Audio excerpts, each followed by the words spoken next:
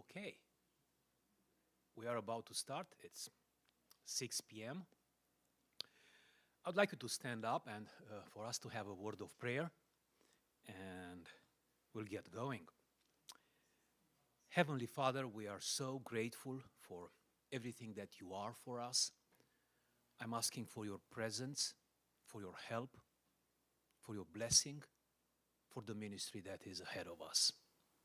All of this for your glory and for our edification. Amen. You may be seated.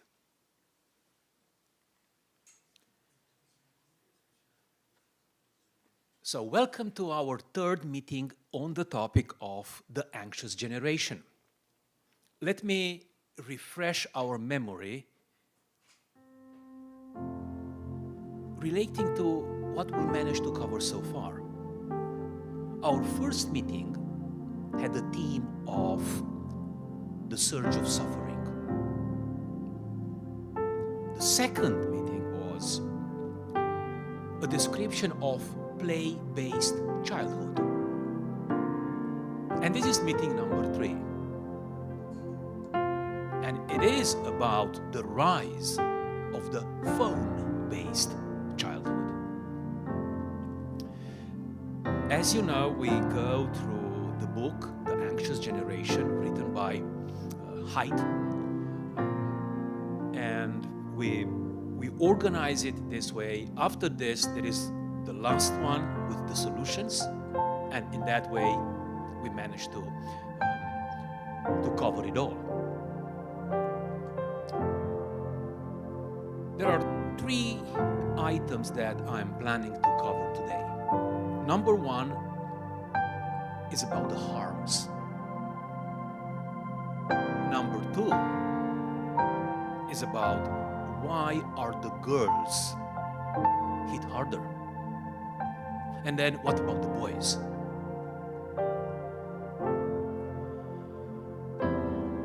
Phone-based childhood is the result of a complete rewiring of the brain. Everyone that is impacted by it lives life very differently, relates to others very differently. So it's the purpose of our meeting tonight to explore every one of these facets. Haidt identifies 4 foundational harms. Why are they foundational? Because every one hits us in at least 3 directions: our social, our emotional, and our cognitive abilities. Let me add a note right now, and this is more about the way I will say everything that I say tonight. So much of it is extremely painful. And when I will touch on every one of those things, I will do the best I can to do it with compassion. In one way or another, everyone is touched by it. But the younger generation is hit harder.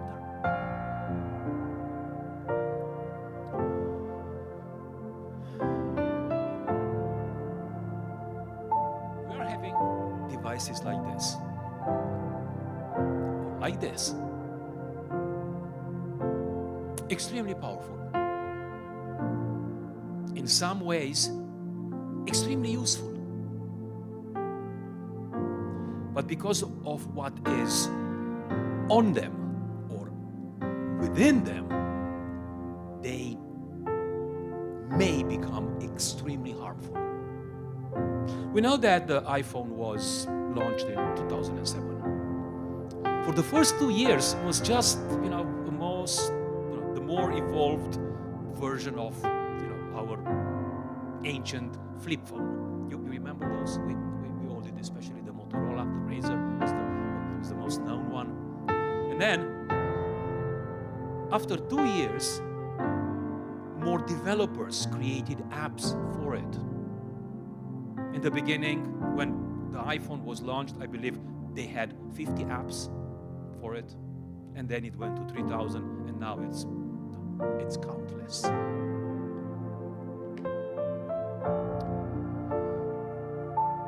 Every week, you receive a notification about how many hours you stayed on the phone. Usually that notification comes at around 9 a.m. on Sunday morning. On the way to church, the phone goes ding. If you have that notification, being allowed. And the amount of time the adolescents, the younger generation, spend on their phone is staggering. The data that we are having is about 7 hours. They say it's more than that. This is a conservative number. If I'm asking every one of you, what's your time last week? Yeah, I can say 1 hour and 10 minutes. You may say half an hour, or you may say 5 hours. I do this test with my students almost every week. Where are you on that? Yeah. At school, last Wednesday, we had digital fasting. So nobody uses phones, tablets for as long as possible. And after that, you talk to them, and everyone is liberated. It works so well, and it was from their initiative. I'm really glad for that. The first foundational harm is social deprivation. It's kind of logic. You have 24 hours a day. For somebody young to function well, you need 8 hours of sleep, if you manage that. 24 minus 8, you are left with 16, right? You go to school for 6 hours, 7 hours, and then you stay 7 hours on your phone within the day. It's almost nothing left. So there is no physical time for you to spend in person with the others.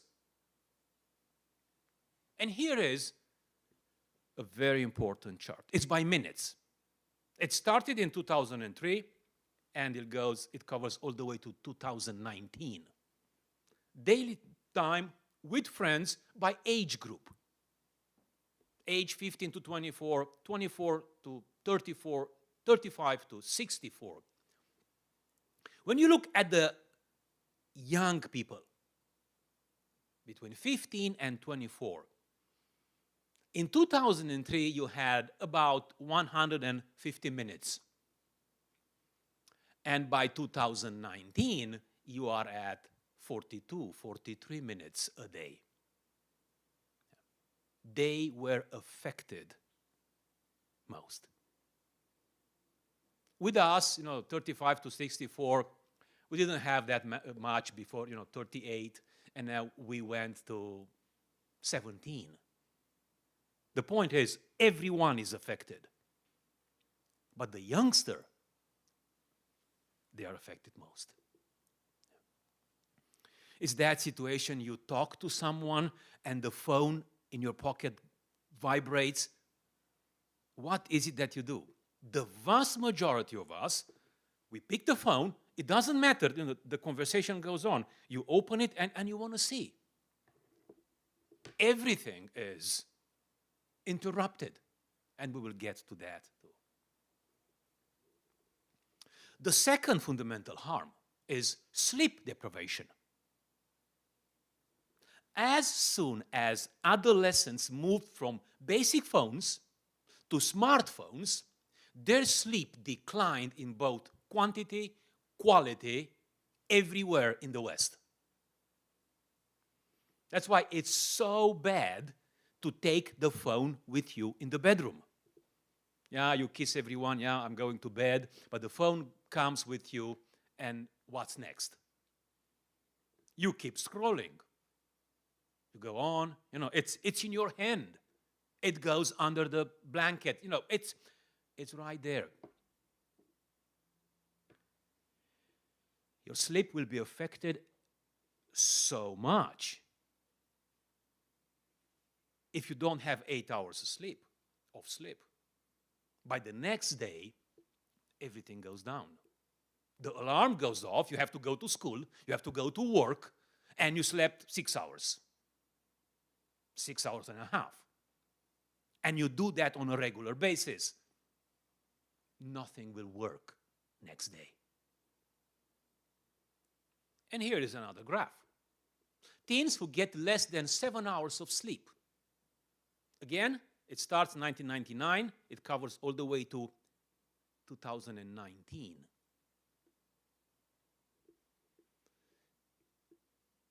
It goes up, and the girls are affected most. And we will touch on that tonight, why there is this distinction between boys and girls. Yeah. What are the effects of sleep deprivation? Depression, anxiety, irritability, cognitive deficits, poor learning, lower grades, more accidents, and more deaths from accidents. Yeah. From the simple fact of not having enough sleep.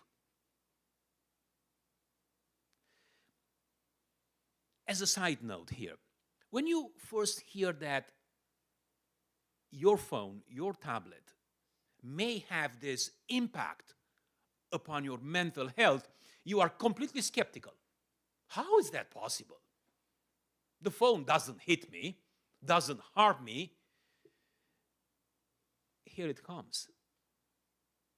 It captures everything. You are no longer you.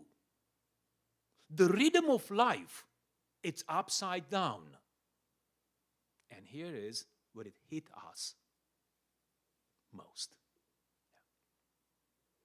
The third fundamental harm is attention fragmentation. What is attention? It's the ability to stay on one mental road while many off-ramps are available. You have the power to do one thing and doing well, regardless to what happens around you. You sit down, you read that, you write that, you do that. It doesn't matter who does what, who says what. But that reality is long gone. You start doing something, the phone goes off, and you stop. You want to see what it is. Staying on a road, staying on a task, is a feature of maturity and a sign of good executive function. You have something to do, and nothing can disturb you. That's the goal, but the vast majority of us are not there. The smartphone weakened significantly the capacity for attention. Usually, depending on how many apps and if you allow notifications or not, an adolescent receives about 150 notifications a day. That's one every 10 minutes. Sometimes even more. And when that notification comes, you want to see it. It's, the phone is in the pocket and it vibrates, and whatever you did gets fragmented. And again, next 10 minutes. And then again. It interrupts everything that you do. And here is the result. The fragmentation of attention in early adolescence, caused by the problematic use of social media and video games, interferes with the development of executive function. If I use simpler English, it goes like this. If you allow to be interrupted you will never get anything done. Very simple. Yeah. Have your mom sent you to do something and it took you 2 hours when in fact you can do that in 20 minutes? Yeah, sometimes that is true. And one of the reasons is that your executive function is in disarray. You don't have the maturity and the power to stay on track and do that. You started the homework, usually it takes half an hour, but it took you 3 hours. You were interrupted again and again and again and again and again. The fourth fundamental harm is addiction. The developers of the apps on my phone, on your phone, they use the latest research in how we behave as humans with one purpose: to hook you up in using that app every day, every hour. And in the end, you become a heavy user of that app. And we all know what those apps are. Facebook, Instagram, YouTube are the top 3. TikTok, Reddit. Most of them are on our phones. Yeah. I have 2 of those on my own. Yeah.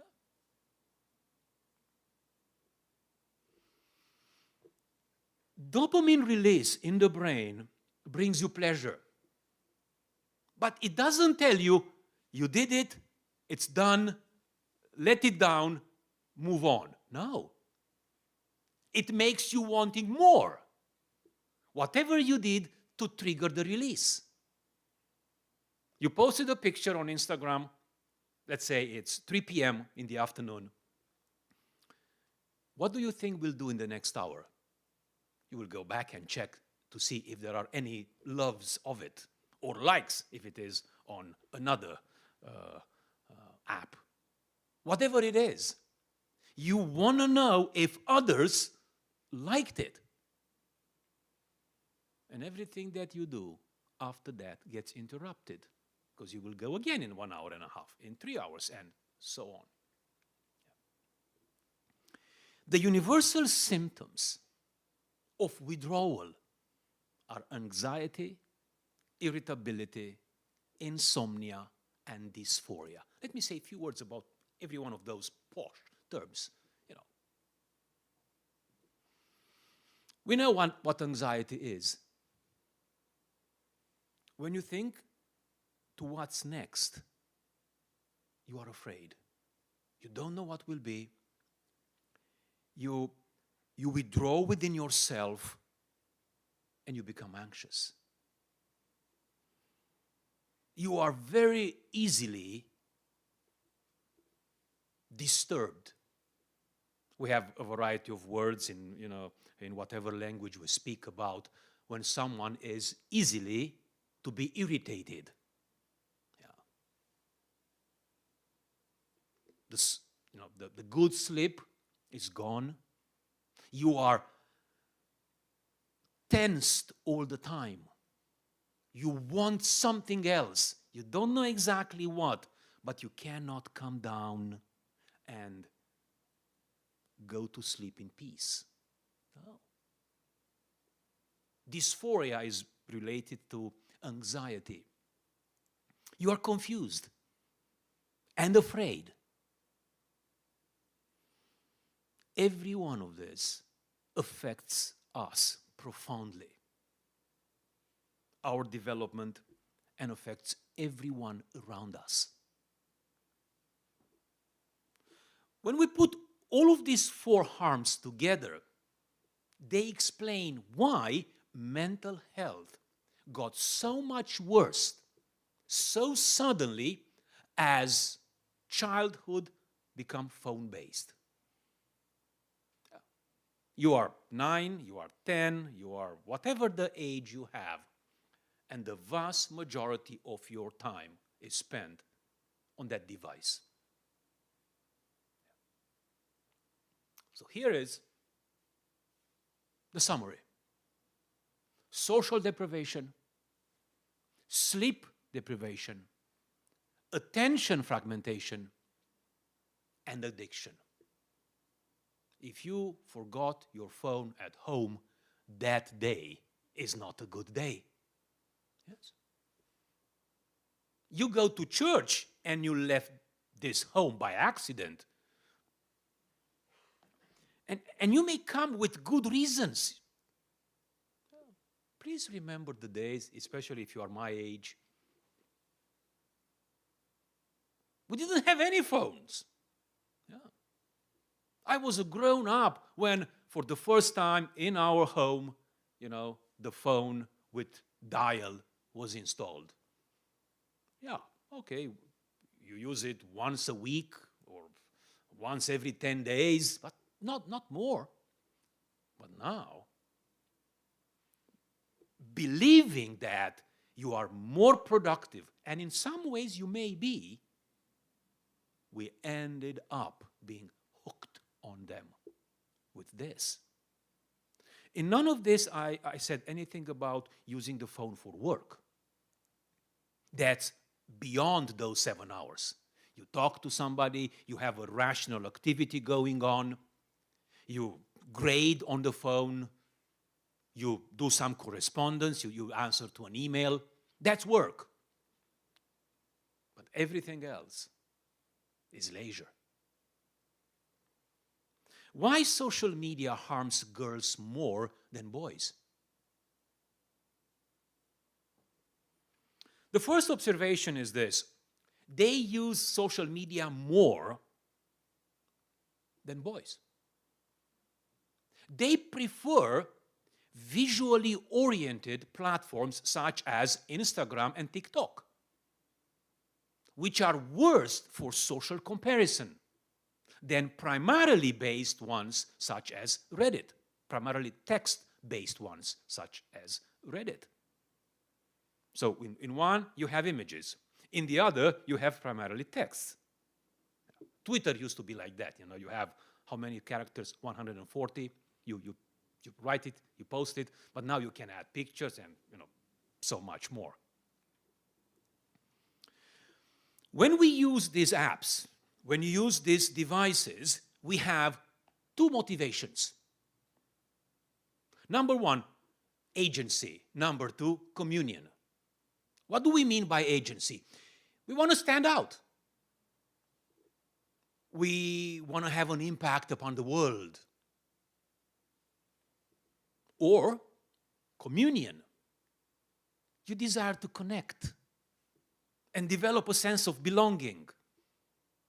Look, we are so far away from home, and you can keep in touch. You stay in touch with, for example, your friends from high school, your class from high school, your class from college. Yeah, you are 10 hours away, and that's your initial justification. The boys choose more agency activities. The girls choose more communion activities. There are at least 4 reasons why social media harms girls more than boys. Reason number 1. The girls are more sensitive to visual comparisons, especially when other people praise or criticize one's face and body. How beautiful you are or not, by comparison. And you take it so personally. What kind of picture you post? The most, beautiful one. And you update that, depending on whatever happened. You had the, a haircut, you had, a beautiful dress, and, you want others to see. The second reason is that girls' aggression is often expressed in attempts to harm the relationship and reputations of other girls.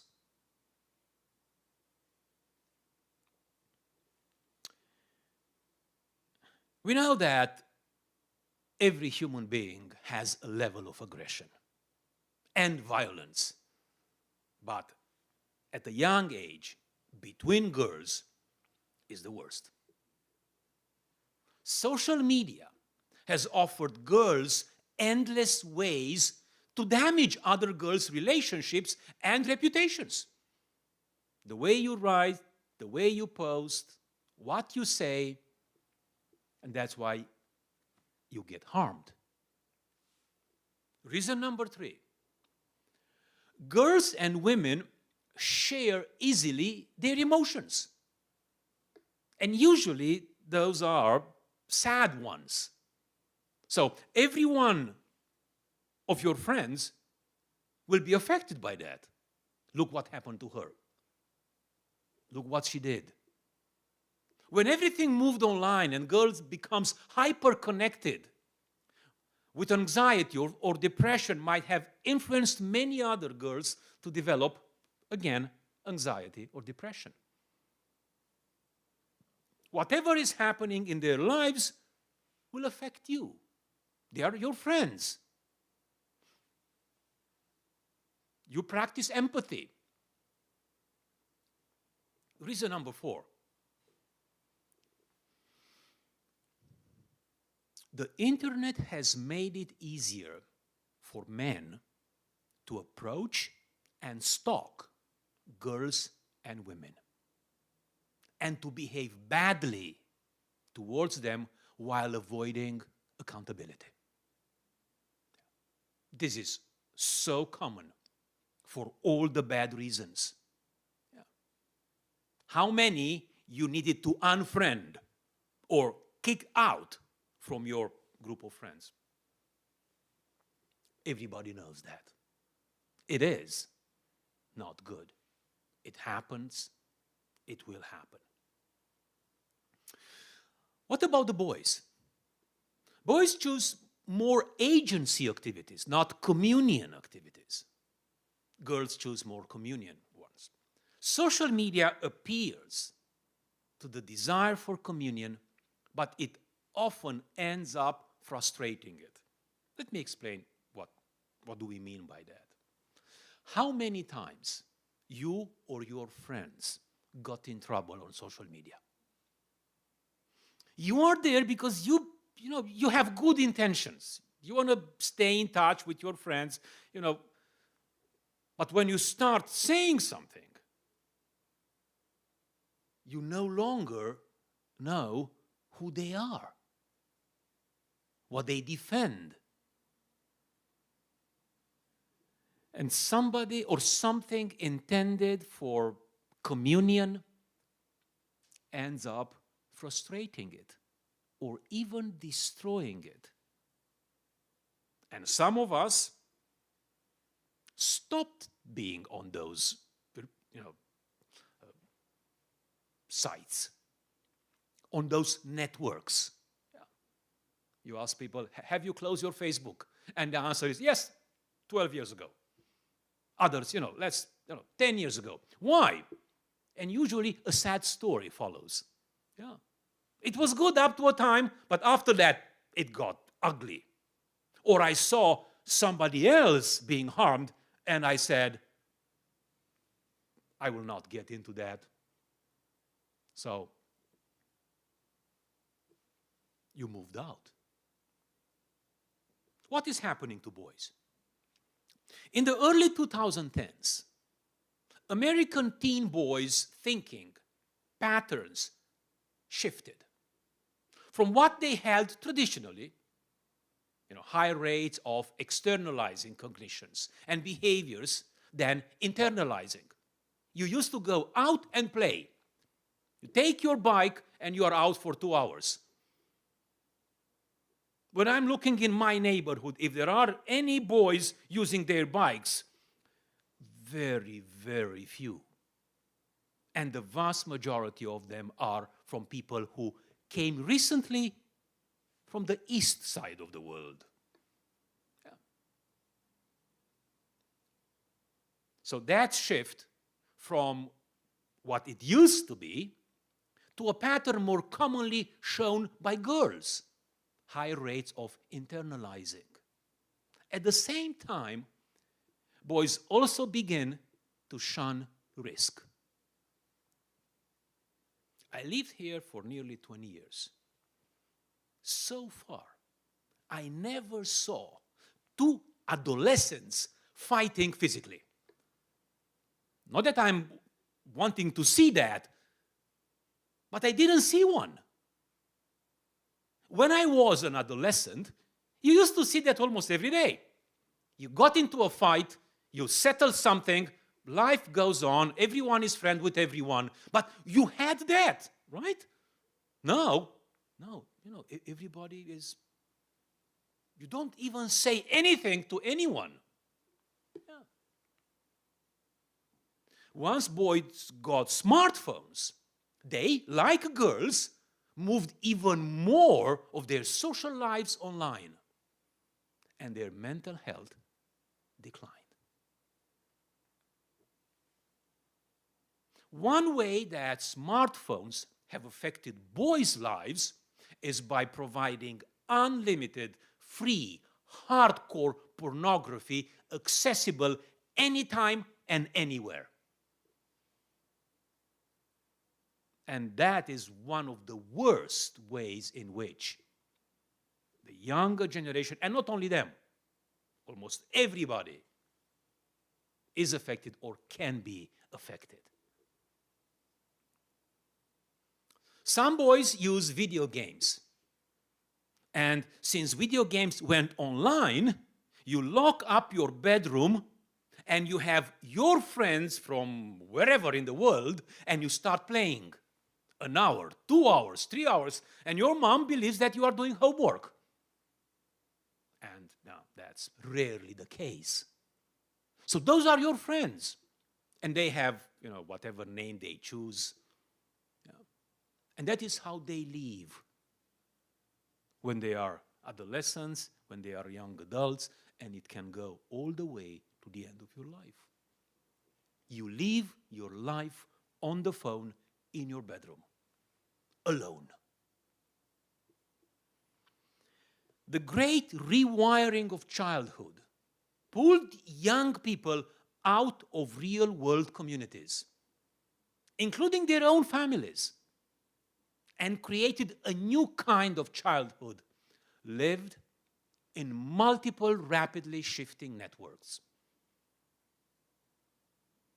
The young person in your household lives way, way more on those networks than in your own home. He is home, but he is not at home. She is there, but she's not there. And we see that, and nobody likes it. You prepare the table, everyone comes, and you want to start eating. And before you actually do that, even if you are sitting there, you are not there. You are on your phone. And when the father does that, the mother does that, the kids will follow. And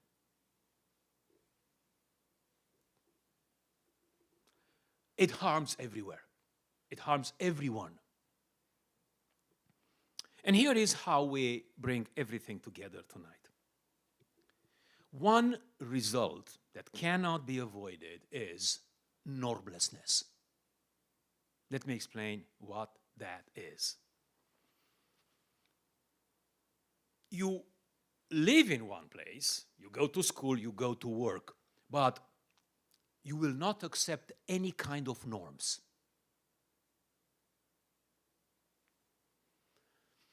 Stable and binding moralities cannot be formed in my life, in our lives, when everything is in flux.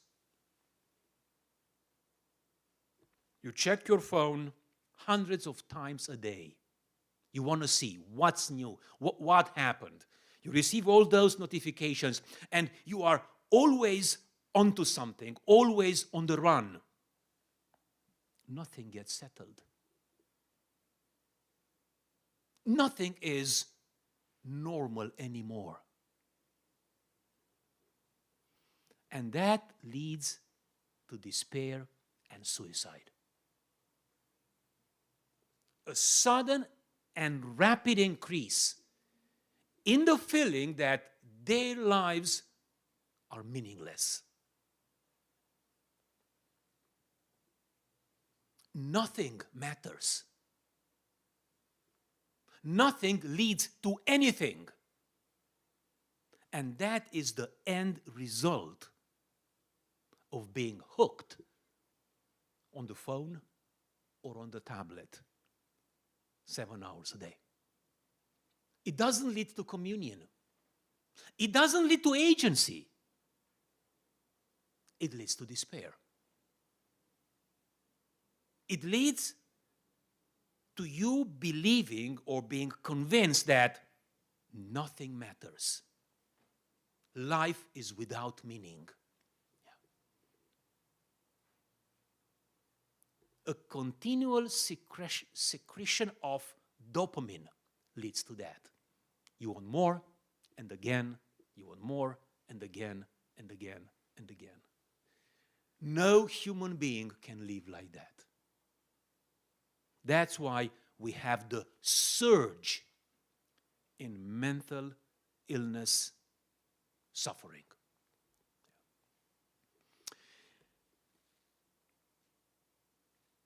Okay, now.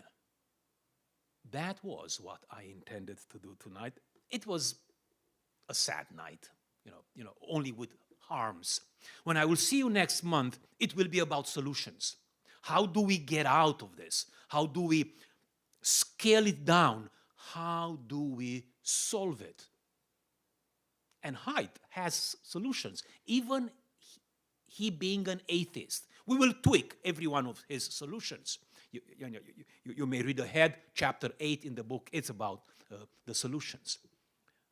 And you will see everything that your grandparents, your parents taught is still the best recipe for a wonderful, fulfilled, meaningful life. And that will be, brought to us, not by someone who is a believer, but by someone who is an atheist, but who knows human nature, who knows how we can flourish. And from now on, we will have questions.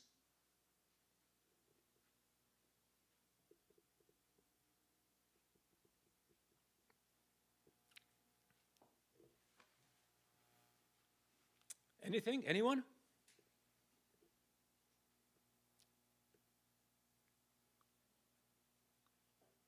Silence. All clear. All clear. All clear. Yes. Yeah. Yeah, the world has changed. Yeah. And it stays like that. There are all kinds of initiatives, and the book speaks about them. We should no longer allow smartphones in school. You get in, you leave it in your locker, and it stays there till you are done with school. That will be such a good idea.